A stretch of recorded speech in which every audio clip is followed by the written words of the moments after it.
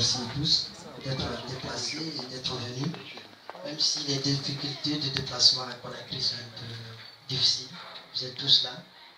Donc, je tiens également à remercier le coordinateur de cet événement, M. Sansi Kaba. Je l'ai rencontré la semaine dernière et je ne pensais pas que je l'ai passé ce samedi. Il m'a surpris, mais bon, c'est déjà pas mal. Et aussi, je tiens à remercier mon mentor, celui qui m'a poussé. Il est là, Suleiman Touré de la Cour suprême. Je vous demande de l'applaudir. Et là, il m'a beaucoup aidé lui aussi. C'est lui qui m'a fait rencontrer M. Sansi Kaba. Le staff d'Armatan fait un travail remarquable dans la littérature africaine, dans la littérature guinéenne, dans la culture, pour la culture guinéenne. Et donc, il faut les remercier. C'est beaucoup pour nous. Dans cette salle, il y a des gens qui me connaissent déjà, la famille, certains amis du lycée, et d'autres qui ne me connaissent pas. Pour ceux qui ne me connaissent pas, je m'appelle Macky Diallo, j'ai 24 ans. Donc, après mes études de lycée ici à Conakry, j'ai eu l'occasion d'aller en France pour faire mes études supérieures, à l'issue desquelles j'ai obtenu un master en banque et finance. J'ai terminé l'année dernière. Ça n'a pas été facile, mais j'y ai arrivé. Et donc, au cours desquels j'ai pas mal travaillé. J'ai écrit des livres qui sont là, que je vais vous présenter. Et donc, je ne fais pas que de l'écriture. Je suis économiste, comme M. Diam. Et donc, normalement, je devrais travailler dans le domaine bancaire et dans le domaine de la finance. S'agissant des livres, le sujet qui nous réunit aujourd'hui, je vais commencer par vous présenter le premier ouvrage que j'ai publié l'année dernière. Tous les deux ouvrages, je les ai publiés l'année dernière, en 2017. Le premier, c'est un recueil de poèmes, Les Averses. Je l'ai publié en février 2017 à Paris, dans une maison d'édition peu connue, chez Eddy Livres. Et le second, je l'ai publié également à Paris. C'est un roman, le deuxième, L'Axe des Martyrs. Je l'ai publié dans une maison d'édition plutôt connue, Édition Maya. Donc, je vais commencer d'abord par vous présenter le recueil de poèmes. Ce recueil de poèmes, je l'ai écrit aussi au cours de mes études. C'est un recueil de poèmes dissidents. Il est divisé en 5 parties que je considère comme des piliers. Et dans chaque partie, je traite un sujet clé. Donc, je vais essayer de vous expliquer, à la différence de M. Diallo. Il a dit qu'il ne va pas expliquer le contenu de ses livres.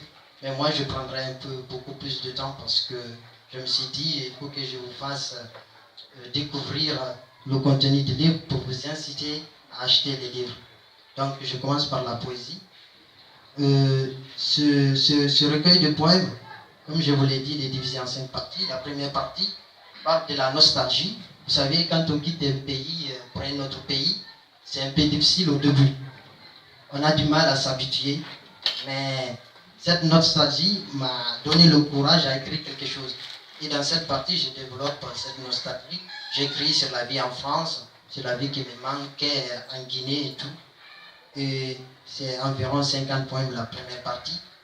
Cette partie, comme je vous l'ai dit, c'est la nostalgie. Je parle aussi des idées que j'ai eu l'occasion de développer, par exemple la lutte contre le terrorisme et tout. Parce qu'en France, la France était attaquée.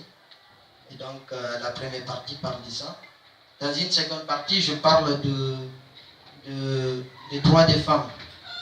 Parce que je pense que la femme dans les sociétés, dans différents peuples, ne sont pas considérées. Il y a des inégalités très importantes. Je me suis dit, pourquoi pas écrire des poèmes à l'honneur des femmes. Et je me suis mis à écrire des poèmes pour ces femmes, en dénonçant plusieurs inégalités qu'elles subissent, comme le mariage précoce, l'exploitation, les femmes battues, encore l'excision. Et donc, j'ai développé ces poèmes. J'ai écrit sur la femme africaine, notamment la femme guinéenne. Et dans une moyenne mesure, j'ai également écrit sur la femme européenne. Ça, c'est la deuxième partie. Dans une troisième partie, j'ai développé un autre sujet qui est le racisme. Parce que je vis en France et je suis noir, c'est une réalité. Et la France, majoritairement, c'est un peuple blanc. C'est un pays magnifique, le peuple aussi est magnifique. Mais j'ai rencontré pas mal de difficultés par le racisme. J'étais victime du racisme.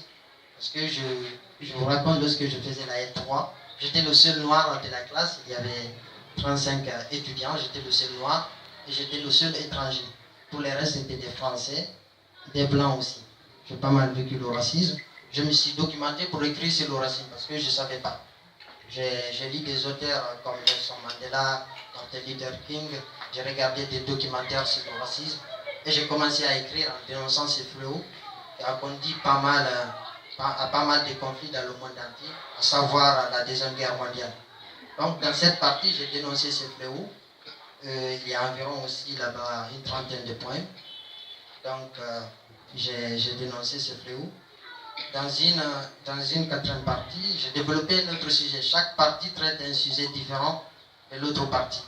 Dans la quatrième partie, j'ai développé le sujet de la culture africaine, parce que j'aime beaucoup observer le peuple africain, surtout en Occident. Il y a des jeunes qui partent en Europe et qui changent totalement, qui abandonnent leurs racines. Et donc je me suis mis à écrire sur la culture africaine. Il y a même un poème qui débute cette partie. La première phrase est la suivante: ma tradition, celle de mes ancêtres. Ça, c'est le premier vers de cette partie. Donc, j'ai dénoncé aussi ce changement radical des jeunes africains. Une fois qu'ils quittent le pays, une fois à l'extérieur, ils commencent à changer radicalement. Ils rejettent les racines. Parce que je me suis dit, un peuple sans racines, c'est un peuple, disons, un peuple sans vision, un peuple qui n'a pas d'avenir. Donc, j'ai développé ce sujet en dénonçant ce changement dans le peuple africain. Et une dernière partie, je parle de l'amour, parce qu'on ne peut pas parler du racisme sans parler de l'amour. Le seul combat qui peut vaincre la haine, c'est le combat pour l'amour. Donc j'ai écrit des poèmes sur l'amour pour pouvoir éveiller, je ne conseille pas, mais je donne mon avis, pour pouvoir éveiller le peuple. J'ai écrit ces poèmes en amour, les lieux que j'aime, l'amour de son prochain, l'humanité au-delà des religions. J'ai développé ces poèmes, environ une cinquantaine de poèmes aussi, qui fait en tout, les 5 parties, qui fait en tout 200 poèmes. Et donc ce recueil de poèmes, il est là, c'est mon premier ouvrage. Et en même temps, lorsque j'écrivais le recueil de poèmes, j'écrivais en même temps ce roman. Pour moi, c'est un grand roman, il fait en tout 224 pages pour 24 chapitres. Je peux vous dire, je l'ai écrit en 5 ans. L'écriture et la publication. Et j'ai eu du mal à trouver un éditeur. C'est quelque chose de très difficile quand on est nouveau dans le milieu littéraire. J'ai envoyé des manuscrits partout. Je peux dire que j'ai gaspillé mon argent. On me répondait toujours négatif. Et à un moment donné, j'ai déposé mon manuscrit sur mon bureau. Manuscrit, écoute-moi. Tu veux sortir ou tu ne veux pas sortir? Je ne sais pas, je me suis dit de ne pas baisser les bras. Peut-être il m'a parlé, il m'a dit, Macky ne te presse pas, il sortira bientôt. Et donc je n'ai pas baissé les bras, je continue à appeler. J'ai même envoyé le manuscrit à Harmattan Paris. Ils m'ont répondu négatif. J'étais sidéré et il y avait des amis qui se moquaient de moi parce que j'en ai parlé à tout le monde du projet. Lors des événements à Bordeaux, j'ai parlé aux gens, j'écrivais, je sors bientôt un roman. Mais le roman ne sort pas. Et ça me créait des problèmes. Et donc, je n'ai pas baissé les bras, j'ai continué. Je vais vous dire, j'ai même prié. Mais bon, un jour, j'envoie mon projet. Je n'ai pas envoyé le manuscrit, j'envoie le projet de publication à un éditeur à Paris. Et là, il me répond, je rentre chez moi, je venais du boulot. J'ouvre ma boîte mail et tout. Je vois un message. J'ai toujours peur d'ouvrir les mails. Mais j'ai eu le courage d'ouvrir ces mails et l'éditeur me dit que le projet l'intéresse. Il m'envoie le contrat le soir. Je vous assure, j'ai prié ces jours-là. Donc on a commencé la publication. D'abord la correction qui a pris un peu de temps parce que étant guinéen, je ne suis pas français de naissance. Le français est un peu décalé. Donc il y a eu une correction, ça a duré, ça a pris 1 an en tout. Et le résultat est là. Aujourd'hui, je suis content. Et la semaine passée, l'auditeur m'a écrit, me demandait est-ce que je travaille sur un autre livre. Et là, donc dans ce livre, L'Axe des Martyrs, comme le montre la couverture, c'est une histoire que je raconte. C'est une fiction. Rien n'est réel dans ce livre. Je me base seulement de faits réels. J'utilise la méthode romanesque pour raconter l'histoire avec mes personnages et tout, c'est comme un film. Donc dans ce livre, je raconte l'histoire d'un jeune diplômé qui vit dans une ville imaginaire. Peut-être si je dis le nom de la ville, vous allez reconnaître la ville Niakri. Donc il vit à Niakri, il a 30 ans, je crois 31 ans. Et il est diplômé en sociologie. Depuis qu'il est diplômé, il a déposé des CV partout, il photocopie. Il en a des tonnes à la maison, mais il ne trouve pas de boulot. Il a commencé à se débrouiller. Il est petit commerçant à Niakri. Et là, il vit de drame en drame. Parce qu'à Niakri, la vie est un peu difficile. Les jeunes, voilà, la majorité des jeunes sont diplômés, ils n'ont pas de boulot.